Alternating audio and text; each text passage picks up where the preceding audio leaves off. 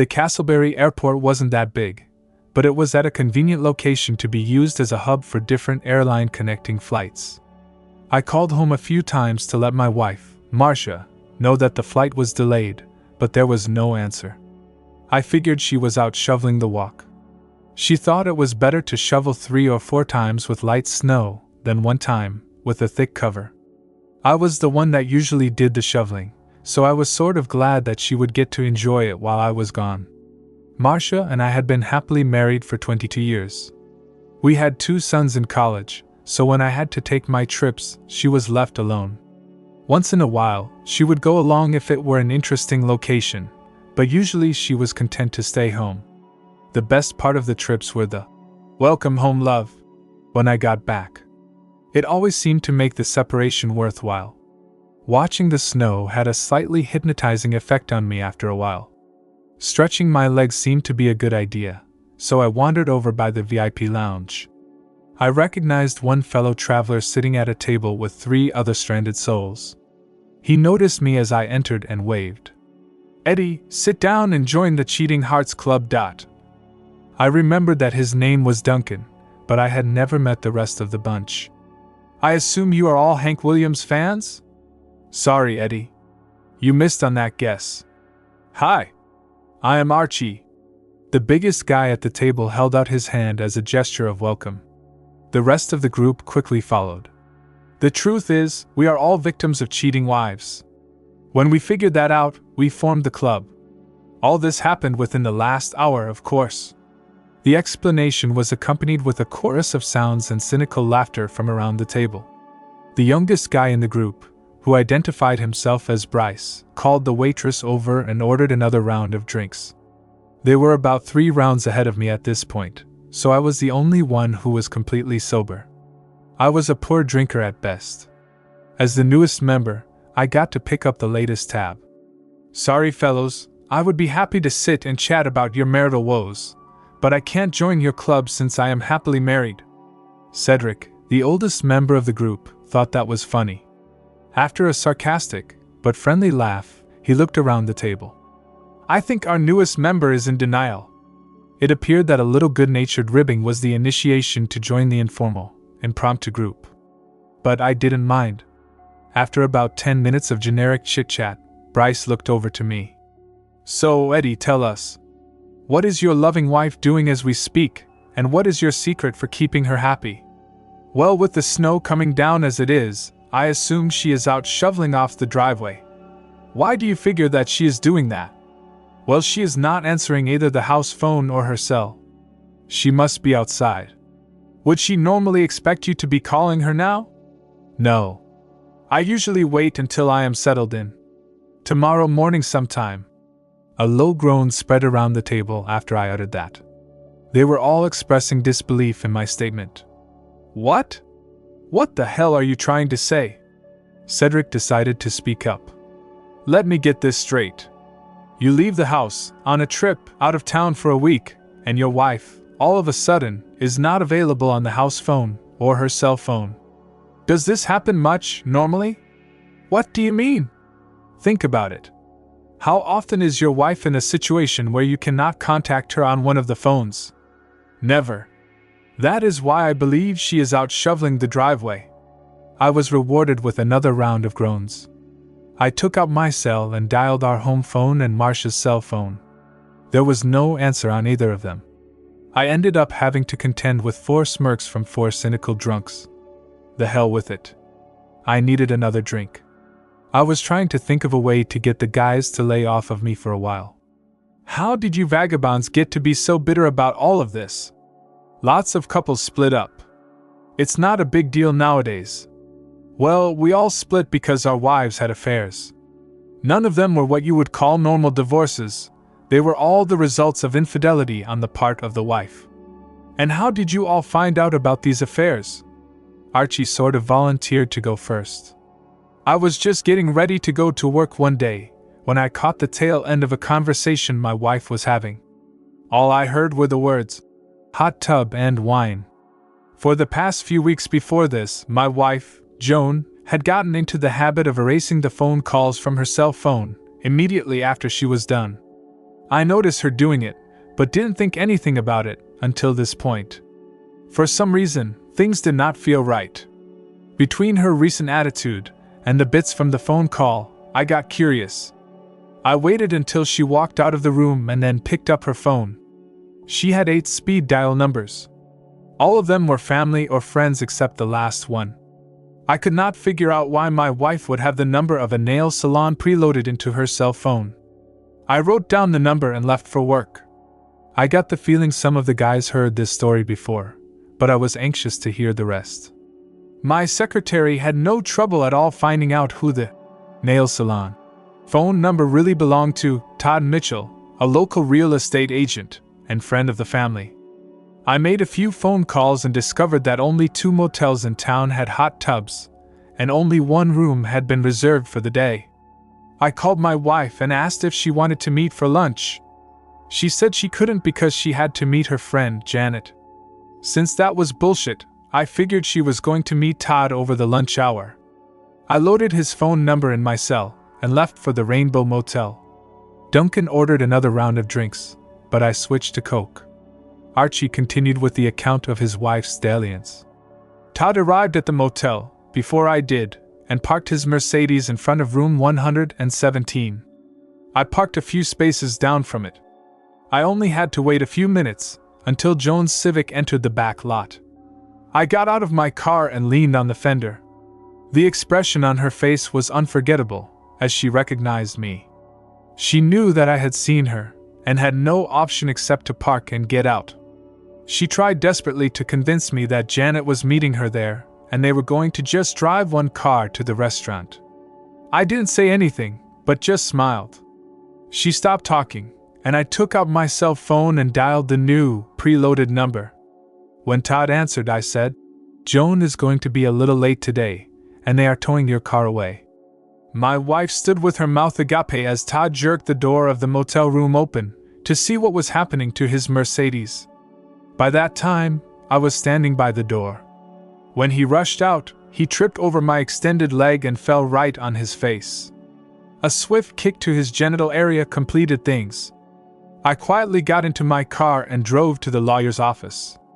6 months later, I was a free man, and so was Todd. I take it that you had no idea anything was going on until you happened to overhear part of a conversation? That's right, Eddie. I found out later that they had been together for almost a year. I trusted my wife and had no reason to doubt her fidelity. There is nobody more gullible than a loving husband. Duncan stretched out in his chair, unsuccessfully trying to turn it into a recliner. Maybe you should try your wife again, Eddie. She might be done shoveling by now. When neither the house phone nor her cell phone got answered, I was rewarded with a round of sounds and eye rolling. Bryce leaned over the table. "Eddie, do you have a neighbor you could call, just to see if everything is okay?" After flipping through a small telephone book I had in my coat pocket, I called the old guy who lives across the street. He was retired and enjoyed being the eyes and ears of the neighborhood. Cedric ordered another round of drinks. He switched to Coke also. Well, what the hell did he have to say? I didn't notice who asked the question. Marcia left the house about 2 hours ago, just when the snow started. He hasn't seen her since. The driveway and sidewalk have not been shoveled. As expected, a loud, long groan emanated from around the table. It was as if they were all saying, "I told you so," at the same time. It was Bryce's turn to entertain the group. Well, at least I saw it coming. I don't know how long it was going on when I started to pick up on the little things. Sadie and I had 3 kids in high school, and I was on the road far more than I should have been. The only good thing was that she kept the affair secret from the kids, and never brought the guy to the house. At least I think she never did. I finally faked an out-of-town trip, so I could check things out. It was pretty cut and dry. He picked her up at the mall, and they went to a motel, about 20 minutes from our house. I watched from the outside as they took the elevator to the 3rd floor. I am a pretty laid-back guy, but I will resort to violence if I feel it is necessary. I went home from the motel and got a cooler filled with canned soda, a crossword puzzle book, a baseball bat, and a lawn chair. I took my time driving back to the motel. Duncan ordered a large plate of nachos from the bar. Bryce continued with his story. The desk clerk gave me a funny look when I walked in, but he didn't say anything. I set myself up right by the third-floor elevator door and waited. I took a good leak before leaving the house, so I wouldn't have to leave my post. My reward came about 2 hours later. Sadie came out of the room with her friend and immediately saw me sitting there. I recognized the guy as a neighbor from down the street. He was married with 2 kids. She ducked back into the room, and I could tell she pulled him along by the way he moved. That wasn't it, was it? No, but nothing exciting really happened. Over the next 15 minutes he peeked out of the door several times. He decided to confront me, but when he walked out of the room, I stood up with the baseball bat in my hand and he quickly returned. Finally, the motel manager came up on the elevator. We argued for several minutes. He asked me to leave and I refused. He ended up threatening to call the police, and I told him it was a good idea. 20 minutes later the police arrived. I told them that I feared for her life, and that she was being held against her will by a rapist. It was a ridiculous story, but it did get the cops into the room to talk to Sadie and her boyfriend. 10 minutes later, the police came out of the room. Their demeanor had mellowed a little. In a quiet tone of voice, the officer told me that my wife was afraid to come out of the room because of what she had done. She asked them if they could take her to her sister's house, but wanted me to leave before she would come out. I left and went straight to my lawyer's office. She got the kids in the house, but I got my freedom. Sadie's boyfriend also found himself single, but not by choice. Another round of drinks showed up. We had no news about the delayed flight. Eddie, do you have any close family friends or acquaintances that Marcia might be confiding in while you are out of town? Duncan was trying to be tactful, but the question still stung a little. Most of our friends are married. The only guy I can think it might be is one of Marcia's old college friends, who just came back to town about 6 months ago. At first, she mentioned him several times, but lately she hasn't brought up his name at all. I didn't like him because he was a little smarmy. How friendly were they in college? It was my turn to groan. He was a frat boy. We all started digging into the nachos and Cedric started to tell us about his spouse. Julie and I were married 23 years. The kids were gone, and I was traveling a lot with the job. I was just returning from a 3-month job in Peru when things went to shit. I got a nasty spider bite the day before I left to come home. The doctor gave me a prescription for an antibiotic, but I couldn't fill it until I got back. I had a local pharmacist who knew everybody by name. When I filled my order, he asked me if I wanted to take Julie's prescription home also, since it was ready. That was no problem, but the pills were. I had gotten a vasectomy 10 years earlier, and my wife had gotten a prescription for birth control pills 2 days before I left on my trip. She had planned it ahead. I had a hard time following Cedric because I kept finding my mind wandering. His name was Travis Coates. He was good-looking and apparently rich. He drove a nice car and had a good job. I had his address and phone number in my little book, for some reason. I still felt he was a sleaze, but I could see where Marcia might find him attractive. The more I thought about it, the more troubled I became. I tried to concentrate on what Cedric was saying.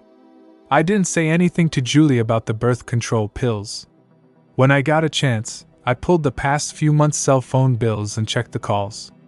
20 minutes after my plane took off, 3 months before, she made a call to Langford Landscaping. That was the guy who cut our lawn. Terry Langford moved up here from Kentucky with a wife and 3 kids. He started a lawn mowing service and gave it a fancy name. Over the last 3 months, Julie called him almost 30 times. There were no other suspicious calls on the list. The next morning, I paid a call to Terry. He wasn't home, but his wife was more than willing to talk to me. It seems that Julie was paying Terry $50 every time he came to the house and serviced her. His wife didn't like it, but said they needed the money to feed the kids. It was not his idea, but I still felt I needed some satisfaction. I told his wife I would be back the next day, By the time I got there the next morning, they were gone. I don't know if I was disappointed because I didn't get a chance at him, or glad he was gone. 2 days later I served my wife with divorce papers. We decided not to order any more drinks.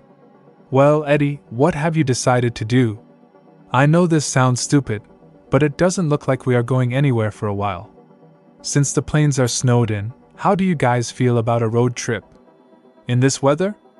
You are off your rocker. Archie didn't seem too enthused. How far do you live from here, and what are you driving? Cedric was a little interested. I got a 4-wheel drive Explorer, and I live less than an hour from here, even in this weather. In 5 minutes we were ready to go. Even Archie was okay with it. Bryce left his cell phone number with the ticket agent so we could be contacted. I had the Ford parked on the Marriott customer lot by the terminal. Duncan punched the address for Travis in the GPS and we were on our way. It could very well be a waste of time, but it was something fun to do.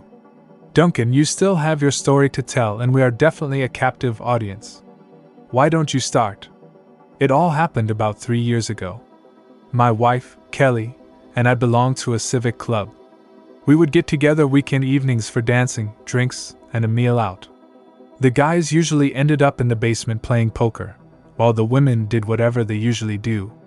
This particular night started off badly when I noticed that Clayton Mankey showed up. Kelly and Clayton were close friends in high school, 25 years ago. In fact, they were a steady couple for at least 2 years. Clayton finished college and moved away, but I always had the feeling that Kelly still thought about him. They danced a few times, and I could tell they were trying not to be too obvious about it. I noticed that as they talked, Kelly would keep glancing in my direction. I always positioned myself so that it appeared that I wasn't watching them. Once I saw her say something and then look at her watch. I thought that this was interesting. Are we going to get all this in before we get to Eddie's place, Duncan? Patience, my good friends. I socialized a little, and found out that Clayton was staying in the penthouse at the Madison Inn. It appears he had done very well in the advertising business, and didn't mind bragging about it. Trying not to be obvious, I also found out that he was driving a white Lexus. It was getting close to 9 o'clock, when the poker game usually started. Kelly could always count on me being there, until at least midnight. I casually mentioned to my wife that I would be going downstairs shortly, and hoped she wouldn't mind. Of course, she had no objections. A few minutes later, I noticed her looking across the room at Clayton. She held up her hand, and flashed 5 fingers and then 4 fingers. He smiled and nodded. It wasn't hard to go out the back door, get my car, and drive over to the Madison. I parked in an inconspicuous spot, and went inside. It was easy to observe the parking lot, and 10 minutes later, the white Lexus pulled up. As Clayton escorted my wife to the lobby, I took the elevator up to the 3rd floor. I waited patiently, until it started back down to the lobby. The expression on my wife's face when the door opened was priceless. I looked at Clayton and said, "I am going home early. When you are done with her, drop her off at the house." As I walked off the elevator, I could contain my anger no longer. A swift right hand busted Clayton's nose. He landed flat on the floor. 10 minutes later I was home, and 10 minutes after that, a cab dropped Kelly off. She came in, looked at me and ran to the bedroom. Later that night, I drove myself to the emergency room and had my broken hand fixed. I never knew hitting a guy in the face could hurt your hand so much. For months after that, I was divorced. Wow. He did finish on time. Nice story, Duncan. Now, how close are we to the rendezvous point? Bryce seemed to be getting anxious. Turn left in 1.2 miles, Eddie. The closer we got, the more interested the group was. The snow was still coming, but a little slower. None of the streets had been plowed yet. It was actually pretty, but I was not in a mood to appreciate it. Do you guys see that blue Focus wagon on the left? Yeah. Is that it? I parked a few feet from the Focus and got out. With a quick swipe of my hand, I cleared the snow off the driver's side door and opened it. She had left her purse on the passenger seat of the car. Her cell phone was inside, and it showed 3 missed calls, all from me. By that time, all of the guys were out of the SUV. What are you going to do, Eddie? Do you want to go inside?